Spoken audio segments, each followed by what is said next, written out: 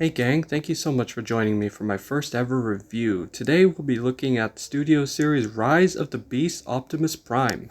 Let's start with the box. It has some nice artwork featuring the great Autobot himself. I like how the Studio Series boxes don't have open windows on them. I just think that windows are rather risky because kids can just stick their fingers in and tamper with the product. That's why I'd suggest packing up a figure you want at the back of the shelf, just a tip. Looking at the figure itself, it looks really nice out of the box. Here it's got a backdrop featuring what I believe is a town in Peru. I don't really care for the backdrops, but I still keep them anyway. And here's Prime's sword. It's got some nice molded in details. And then we've got an arm cannon.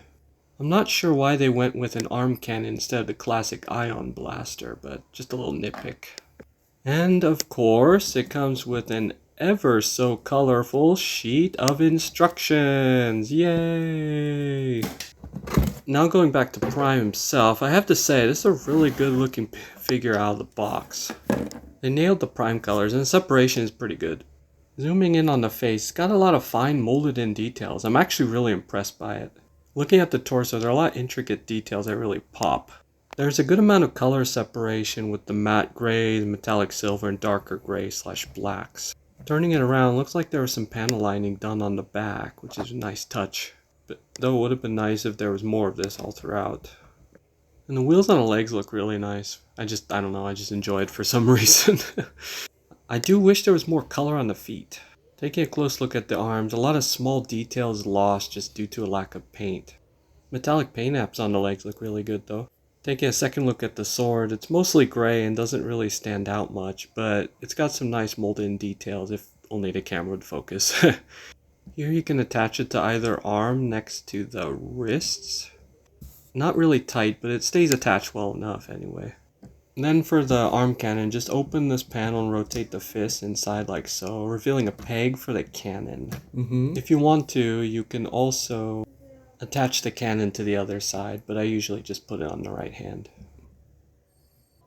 You can also insert the sword into either fist or forearm, so Optimus Prime can do a hack / motion.